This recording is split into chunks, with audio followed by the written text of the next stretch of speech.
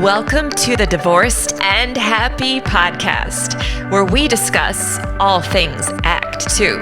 I'm your host, Sadie Marie. Today, I am in good company with my guests, four delicious divorce dads, Tom, Sylvester, Dennis, and Todd. Join us in our playful, heartwarming, raw roundtable chat where we openly discuss the highs and lows of fatherhood after divorce.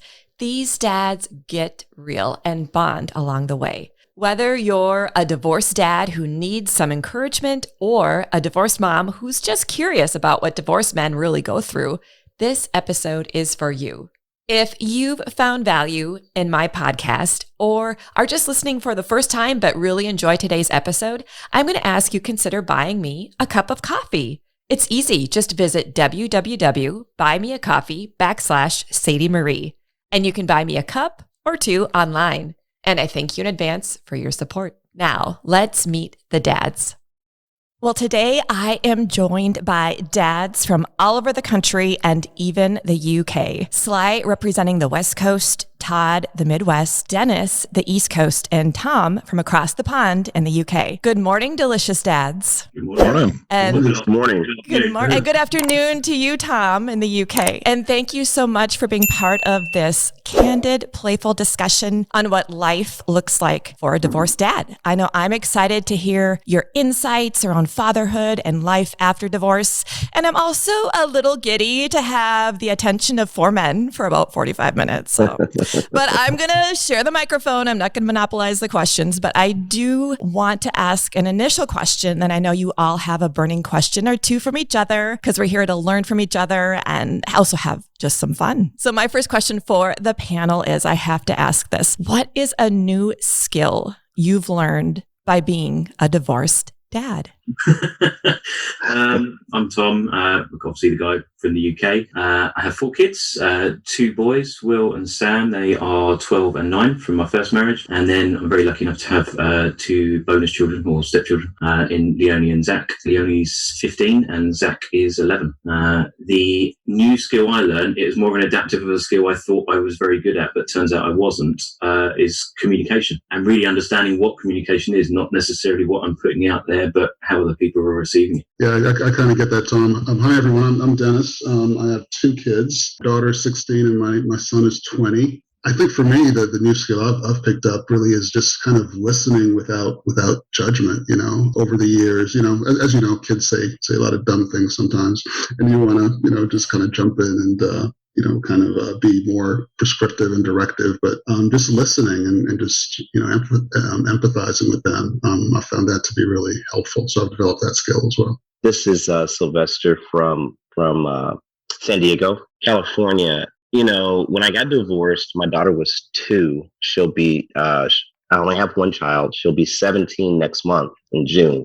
But the thing that I learned was how to do a girl's hair, because I had no idea. Oh, I love that. And I was a single dad for a while. I had primary custody at that point, and I was like trying to figure it out. And that's why I'm bald. I cut all my hair off so I could concentrate on hers. So that's exactly what happened. That's a true story. Mm-hmm. Well, I'm Todd, and I'm from Minnesota, and my kids are boy, girl, 24, 22, and 16. After we split up the first time I had them over, I cooked dinner, and they're like, "Dad, this is really good." I said, "Well, what did you expect?" Because their mom was a stay-at-home mom. She cooked pretty much all the meals, and if I did eat something, it was like frozen pizza, because I didn't have time to plan anything, So I'm like, "What did you expect?" They said we expected either frozen pizza or delivery pizza. And so way to go, Todd. I've kind of learned some cooking skills, and I had grilled up some chicken. And can you teach Mom how to grill chicken? And I'm like, I will not be teaching your mother how to grill chicken. That's a limiting decision right there. So, and some of what I learned too was just parenting from two separate houses. It was a lot easier going to bed at night and getting on the same page about how we're going to do something or how we're going to correct something maybe that happened during the day. And now we had to do that, via the phone or text, and that can be a little bit challenging at times. Yes, co-parenting. Absolutely. It sounds sounds like, Tom, you've been doing some co-parenting in a unique way. Can you talk about that a little bit? Yeah, sure. We were talking about it a little while ago, and just to share a bit about our story in the simplest way. My girlfriend, her and her now ex-husband, they had been separated for some months, about sort of 6, maybe 8 months at the time. When we met, I was actually still married. When we then later subsequently got together, and then by some weird twist of fate, further down the line, about sort of 6 or 8 weeks later, both of our exes ended up together as well. So we of course have this whole like blended family on one side with the 4 kids, but they're also going back to the alternate home with the alternate parents at the other house as well. So like we had to find a way to work together, and it was, I mean, don't get me wrong, it wasn't all sunshine and lollipops the whole time. We went through the court processes and what we call child arrangement orders or custody and kind of services being involved and things like that. So it was really, really bitter and contentious, but we found our way through, and now we happily co-parent. No word of a lie, about half an hour ago, I was driving back home from the shop with my stepdaughter, and my ex-wife drove past the other way going to her boyfriend's, and it was like beep, beep, wave, hi, how you doing? Big smiles, and it's just nice, just friendship, really. Did anybody else find it a struggle in the co-parent side from like how to get on and finding that new realm of what your new relationship is? Yeah, for a little bit there, I had a girlfriend, and my wife didn't want to be in the same zip code as her and wouldn't refer to her by name. She just, if she texted me about her, it was GF, like your GF. So that was a little harder on the kids. The divorce process took a little bit of time, and I didn't really want to upset the divorce process and push that issue. But once I was officially divorced, then I didn't care as much about if we were at the same venue or not. So that was a little bit unnecessary strain, I think. That didn't have to be there. And then what about later on though, like introducing the kids to was it to that girlfriend, or is it someone else in that process of introducing a new partner? The kids were fine with it. I mean, in some senses, they get it or accept it more, and they have other kids and friends that, have divorced parents and whatnot. So they're a lot more used to it than I think I would have been growing up when divorce wasn't as common.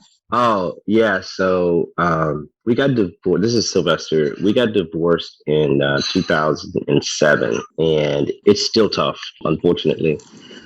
We went back and forth. I had custody, and then she came back and fought for it, and there was a bunch of other craziness that went on. But eventually, she was able to get custody, and so that was really tough because I've not really been allowed to see her, my daughter, in about, she was almost 10 years. Oh, shit. And so it's a little tough. It still is a little bit contentious. So I talk to her as much as I can. I'm writing her a letter now.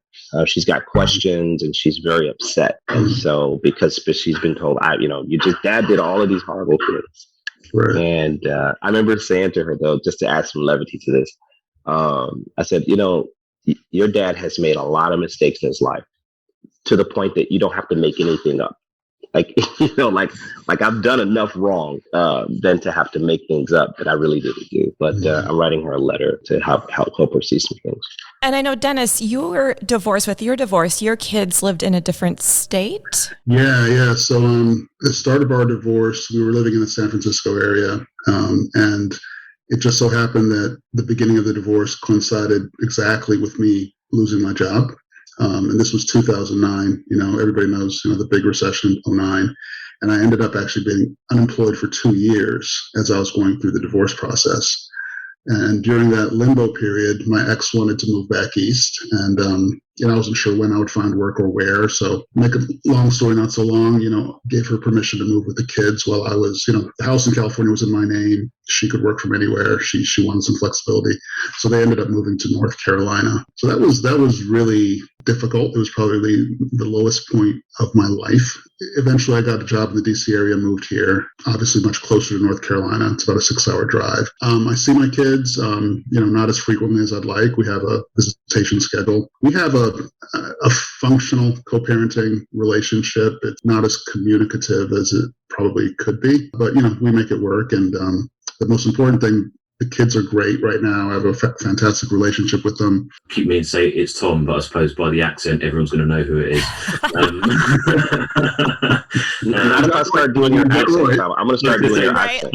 Praise will all sound like Tom. Yeah, well, maybe I'll put on my best, but probably won't be very good American accent. I'll pick a tone and say, "Hey, it's Tom." But I thought that's pretty good. I was gonna say, what was one of like? I mean, I remember what it was like, and it seemed like this. I'll be honest with you, it feels like a bit of a distant memory for me because we do have a positive co-parenting relationship, and the kids go freely between the two homes, and we have the schedule that's stuck to, and it's nice actually, in all honesty. And like I said, it feels like a bit of a distant memory sometimes. But then when I hear other stories, and when I'm working with clients as a divorce coach, it does kind of all bring it back. And one thing I was going to ask is like, how do you guys all cope with that? Like, and what experiences did you have in terms of the distance, either physical or emotional and communicative? Like, how did you cope, and what did you do to get through that? For me, I wasn't seeing her anyway. This is Sylvester. I wasn't seeing her anyway.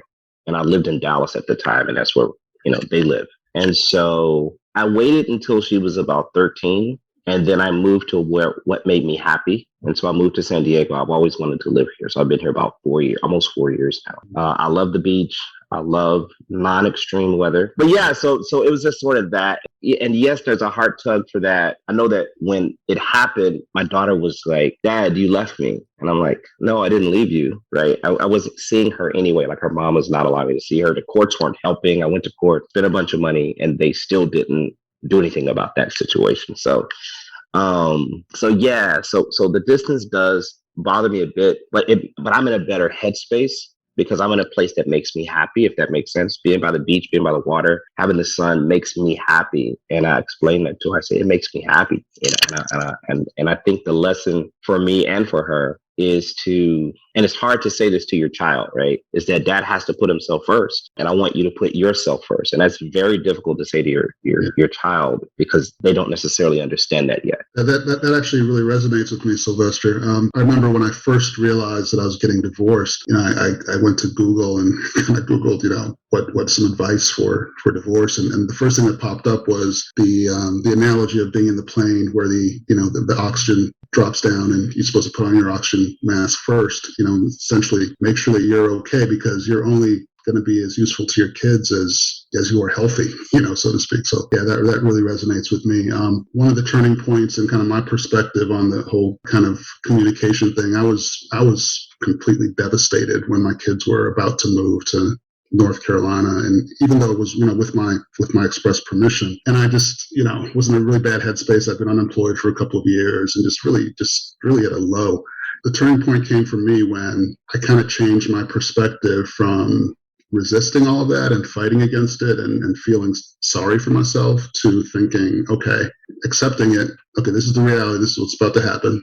And then the very next kind of almost automatic thought was, okay, if that's what's about to happen, if that's reality, then how do I go about being the best, long distance dad, that I can be? And then my focus just shifted to, what can I do to be the best long distance dad? And that really energized me and enabled me to kind of get in a better headspace and, just have a healthier attitude. And I think just be a better dad for my kids. Great point. Yeah, Sly, I would say to you in your letter, talk to your daughter about the type of relationship you want to have with her when she turns 18 or she's able to make her own decisions, not her mom's, and say, this is, I still love you, and this is what I envision the future and what I want to see for us, going forward. And that day will be here, not that far down the road. I appreciate that. Thank you.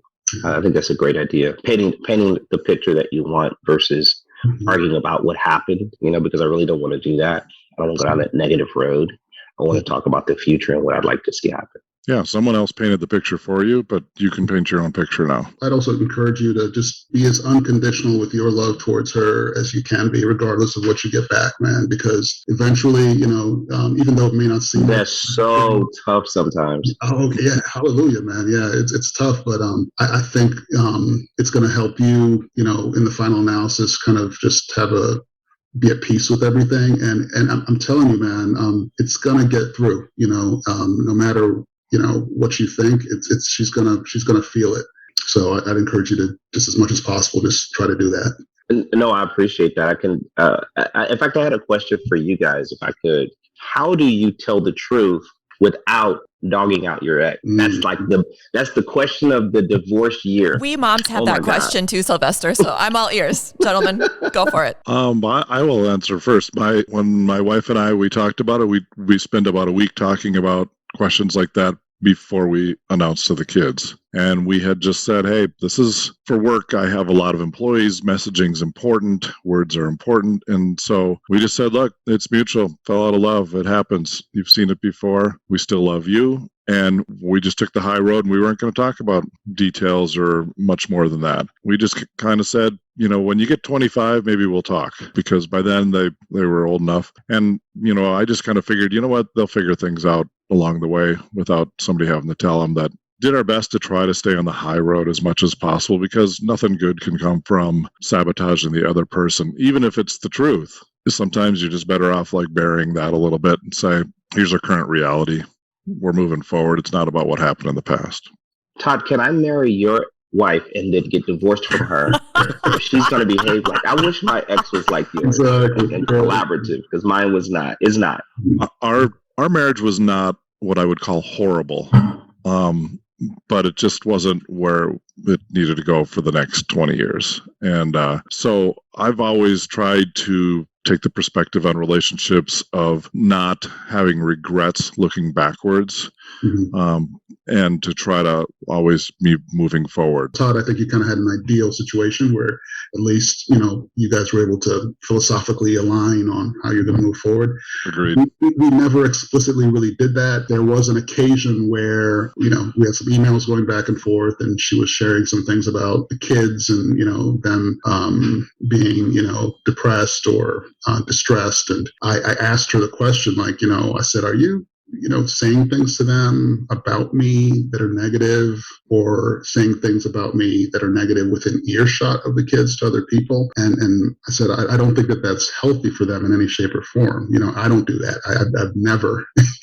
said anything negative about you to the kids. And I will not, because we need to prioritize the kids' state of mind. They can't, they're not capable of understanding this stuff at this stage of their life, and the most important thing is to protect them. You don't want it to create a situation, you're putting your kids in a situation where they'll be in therapy over this stuff, years from now.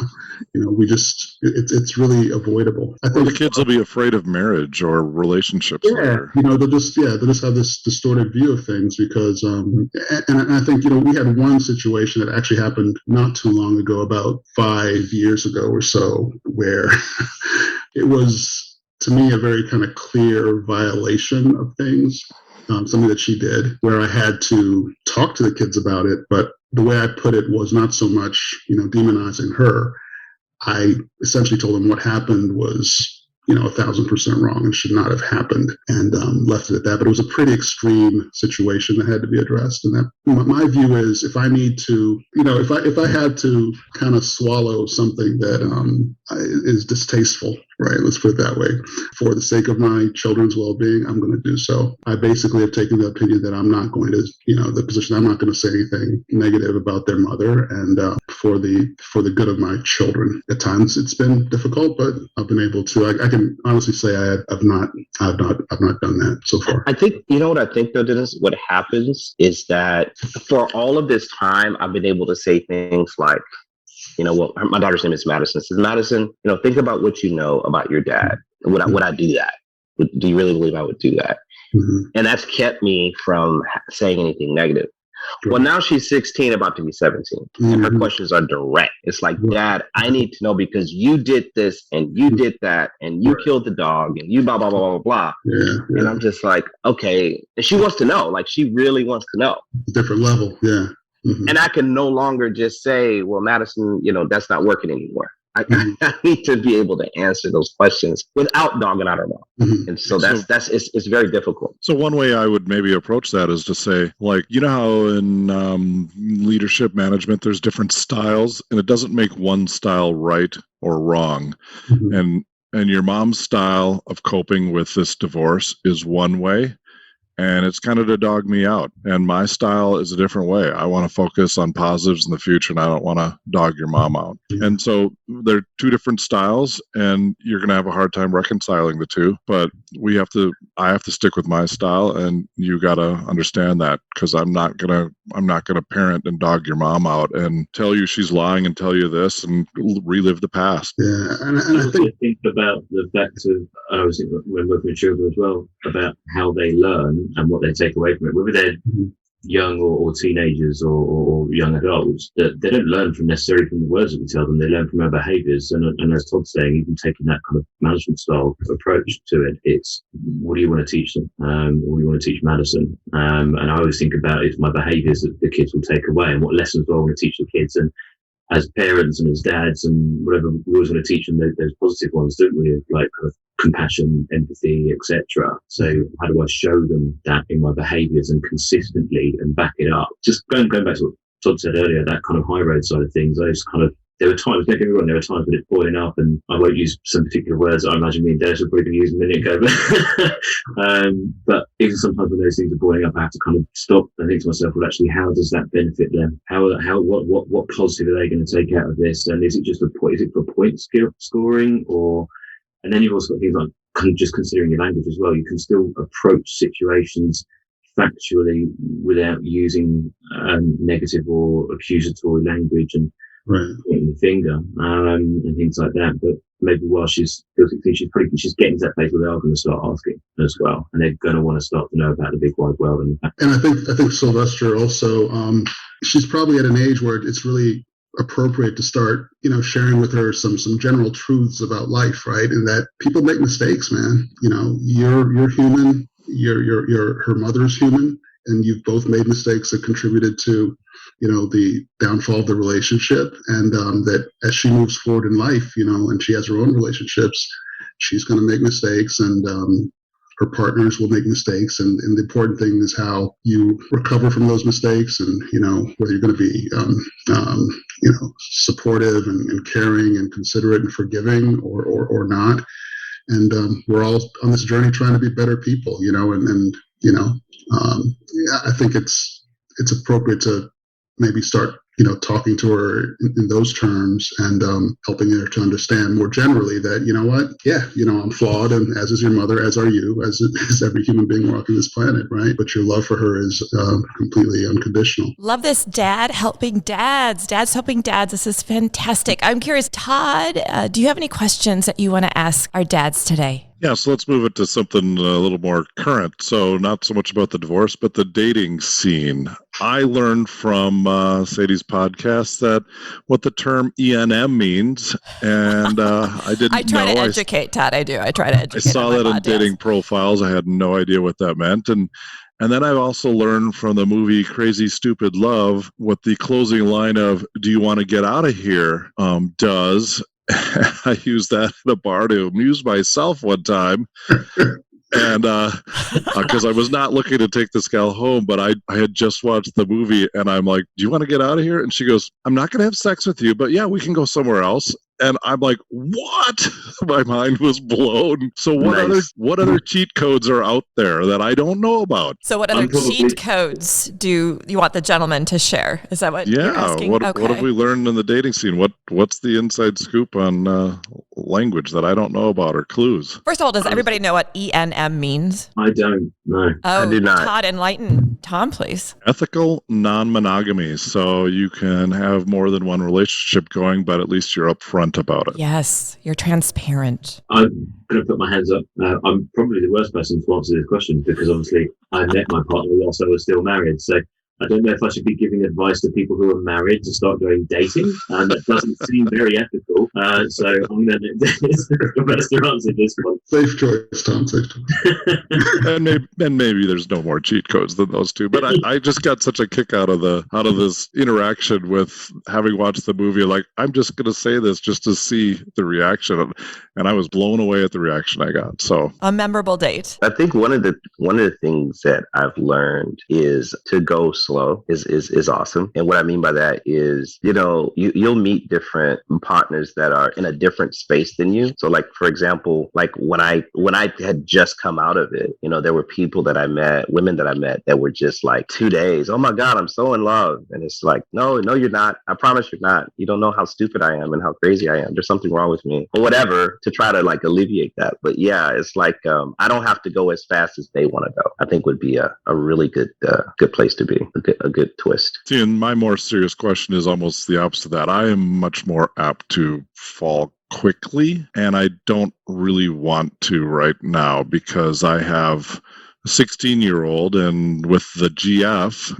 had some issues between the two of them. When that ended, I kind of said, you know what, I'm probably better off just not really having somebody real solid, real move-in material until she's done with high school and is off to college or whatever. And I find myself wanting to sort of pump the brakes on my own feelings of wanting to be with somebody. And that's a little challenging for me. I don't know if you have any advice. I'm like you, Tom. I'm like you. I want to fall in love, but I tell myself to stop. You're like Todd. You're saying, Sylvester? Yeah. I'm sorry, Todd. I meant to say that. There's too many T's. I know. We have Tom and Todd. How about you, Dennis? I'm kind of on the other end of that spectrum. I'm a little gun shy. I find myself being really kind of cautious. I've actually, had to explicitly up front let people know that, look, I'm a little slow when it comes to like the emotional connection, and are you okay with that? Right? Because I've found that in general, most people, when they feel a certain level of click, kind of want to move right into a relationship. For me, it takes me a little more time to connect. And to be honest, I'm not even sure why that is. Maybe it's just my personality, or maybe it's I don't want to be a player no more. No, it's not that. It's not that. It just takes me a little bit of time. Yeah, but I'm still hoping to have meaningful relationships and connections. 'Cause I don't like, I don't pursue kind of fly by night stuff, either. That's just not satisfying to me at all. So I want some substance, but I want to build to the point of, us being in, this big romance. And Dennis and I have a friendship outside of this podcast, and we've had a lot of conversations around monogamy and non-monogamy. And since my divorce, I've been really enjoying the world of non-monogamy. But I feel like an atypical female because I feel like a lot of women, no matter what age, if they've been divorced or not, want monogamy.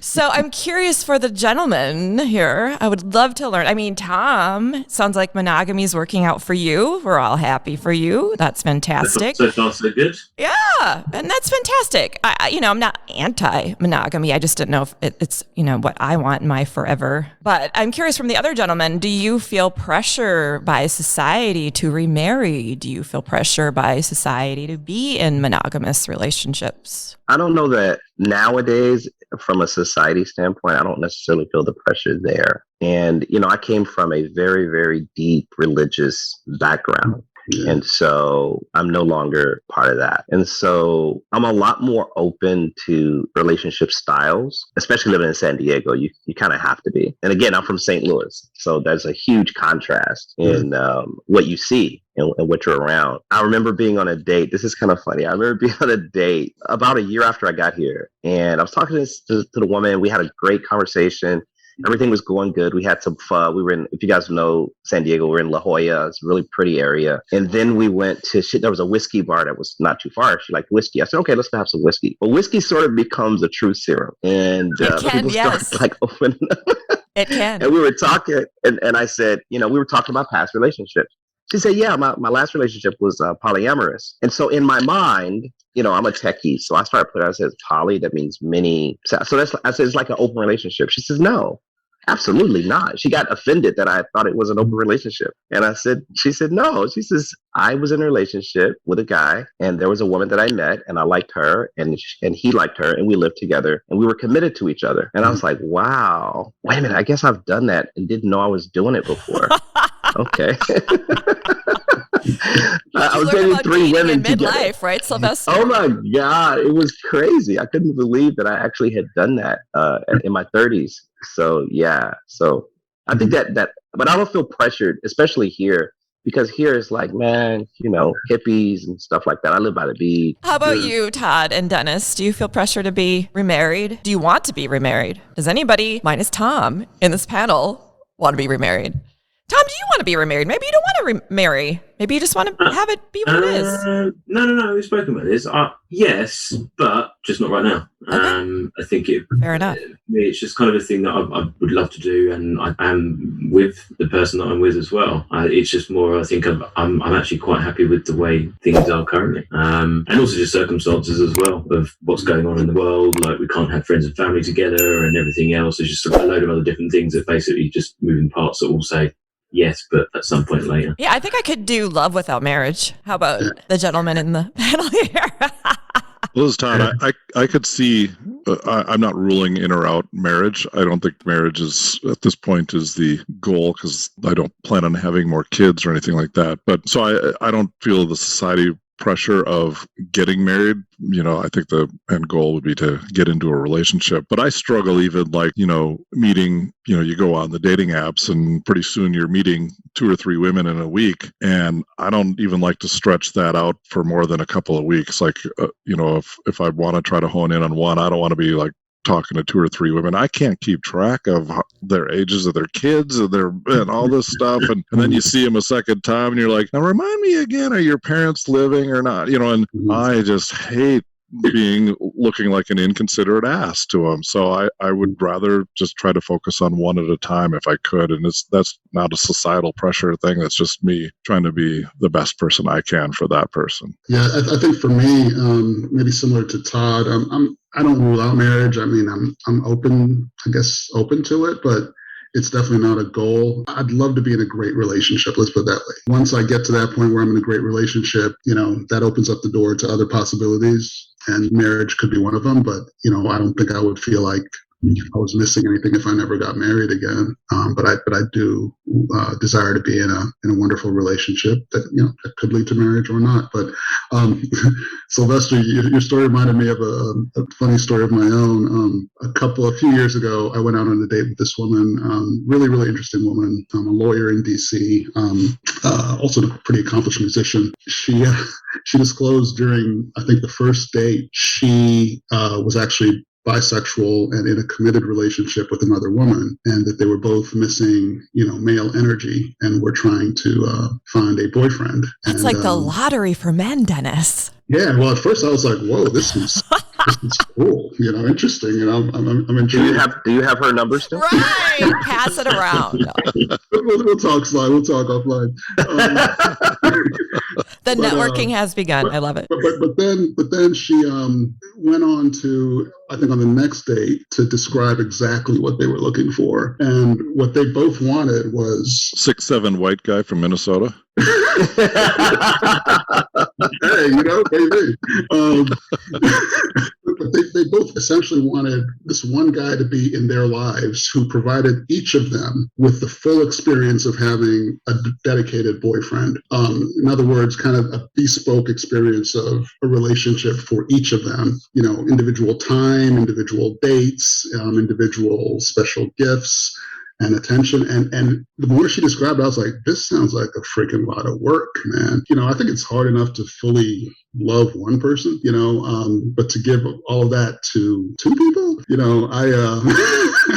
it gets to Christmas or Valentine's Day and you're thinking, what do I get? You don't want to have to think, what do I get twice? Yeah. And trying to remember 2 birthdays. That's the other thing. Right. There you go, man. I mean, everything is multiplied, man. Oh, this is so fascinating. As the only woman on this panel, this is so fascinating. So anyhow. So before our time runs out, I know we could talk about dating for a long time. But there is something I absolutely want to discuss with you gentlemen today. And I feel there are a lot of myths and stereotypes about divorced dads that are unfair. Would you agree with that comment? Yeah, for sure. And I would like for you to help me. I mean, I'm not going to speak for you. Obviously, you're the gentleman on the panel. How can we debunk some of those myths today? For example, fathers are not babysitters. You are not babysitters, gentlemen. What is another myth or stereotype that you would like to debunk on this podcast today about being a divorced dad? I think the one is that fathers can't be nurturing. I think that's a complete myth. When my daughter was when my ex-wife was pregnant, I slept with my daughter's 3D sonogram picture on my pillow until she was born. I was there for all of the prenatal, everything, birthing classes, her birth. I was actually really the one that woke up and fed her when she cried at night. Fathers can be very nurturing. And you've learned how to do hair. And I learned how to do hair. Exactly. We have those emotions, those abilities, what people call the divine feminine, but we have that available. And so I think that's a myth. I think one of the other myths is like an old stereotype about the men being the provider in an old school traditional sense, but then just break down the word about what a provider is and what that word basically means. And it doesn't have to be putting the roof over the head or the money in the household. A provider can be emotional support and so many other things that fathers wear those multiple hats just the same as mums do. We're all human, and we made these tiny humans, and we're all equal in this. I think some people think like dads that get divorced, it's always about the dad trying to find sex or the next woman or whatever. And, we actually spend time thinking about how to raise our children and to communicate with them and set a good example and all the other things that go with being a parent. It's not like you cross off one thing and move on to the next. You are still a parent of your children. And, Saw, you talked about doing hair. I let my daughter dye my hair because she said it was getting too gray. And, it was a bonding experience. It wasn't because I cared about the color of my hair. It was just to let her practice doing hair. And, that was an intentional strategy on my part, was to stay connected with her and have, father-daughter time. Did you have your nails painted red like mine? I have let my nails see a photo of that painted before. There are no photos. There will never be photos. Never be photos. I'm with you, Todd. Some things remain secret. Right. Dennis, how about you? What is a myth you'd like to? I think the other gentleman with Pamela pretty much said everything that I was thinking about or wanting to say. It's really an honor to be. It feels good to hear men, other fathers talk about stuff like this. We do love our children. We are committed to our children. We are not single dads because we don't want to be in families with our children. Yeah, it's just good to be amongst you fellows and blokes in the case of Tom. But when you've got the co-parenting side of things and the kids going between the two homes, I've actually found, in my experience, I'm actually a better and more present when I had my designated days as opposed to when we lived together, when me and Mum were together, because I would leave at 6:30 in the morning, go to work, and get home at 9 at night. My weekend would be spent doing stuff around the house or trying to recoup from the work for the week. And we didn't really get to spend much time together. Whereas now, my time is really focused, and my presence and time is spent with them to really enjoy that. And I was just wondering if that's something that others have found as well, that you really get more quality than quantity, I suppose. I think that with my daughter, because I was in a situation where I was the primary, I had her most of the time. Her mom had her every other weekend. That was a challenge, man. It was, I had to really get clear about my intention with my daughter. She was so young and she was so little, and she still even then had so many questions, but I had to learn how to be selfless, even more so, to be honest with you. Because her mom did do her hair, her mom was there, her mom was around. And so I had to really get clear about my intentions. And then I would tell women, it was kind of weird because women that wanted to date, where our weekends were the same. So I had my daughter when they had their kid. And so it was, so it was like that kind of thing. So I had to learn how to do that. Great question, though. Well, I want to end this delicious conversation having all of the dads use one word to describe fatherhood. Okay. What would that one word be? I'll go ahead and start. And, Tom, I hear you on how the word provider is used as usually just focusing on kind of the financial bit of it. But I'm going to use the word provider, but in the broader context, right? Provider of support, of love, of encouragement, and material things as well. It's needed. I think that's what I find fatherhood to be, and And I think it's one of those things where, you're a provider, but it's as I'm sure a lot of you can attest to it. It's just a privilege, right, to do so. So yeah, that's me. Yeah, my word was, I was kind of juggling between either privilege or kind of an honor, really, because it is, it keeps going forever, doesn't it? And it's just, that's such a reward to be that guy for people, and to be that one's come to. I've always said that I always want my kids when they're older, when they're in their 30s, 40s, whatever, I want them to choose and want to come and see me, not because I've made them feel like they have to, and that's just due to having an honorable opportunity to be that person for them. My word is going to be, it's funny, Tom, my last name is Raymond, so it actually comes from Europe, and it actually means wise protector. And so that's my one word would be protector, not just physical, but of their hearts, of their emotions. Those are some of the things that I think of when I think about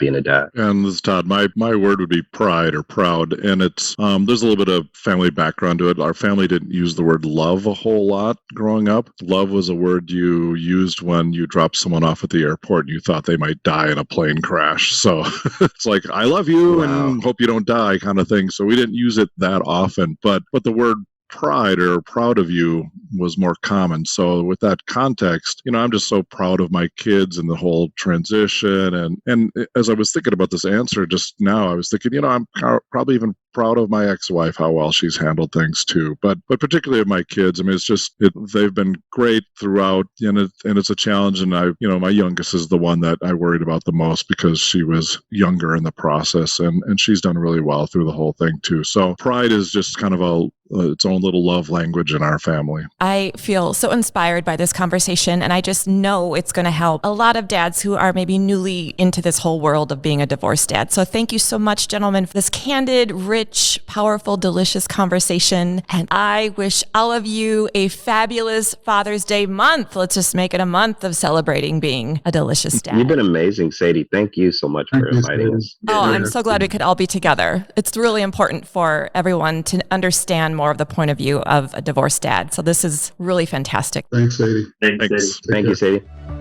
Be sure to follow, subscribe, rate, and review the podcast. You can also follow Sadie's Divorced and Happy podcast on Instagram and Facebook. And be sure to visit us at divorcedandhappy.net. If you've found value in this episode or have been enjoying my podcast for a while now, I'd love for you to consider buying me a cup of coffee. It's easy. Just visit www.buymeacoffee.com/Sadie Marie. And you can buy me a cup or two online. And I thank you in advance for your support. I also want to wish all of the dads on my panel an amazing Father's Day month, along with all dads who are listening.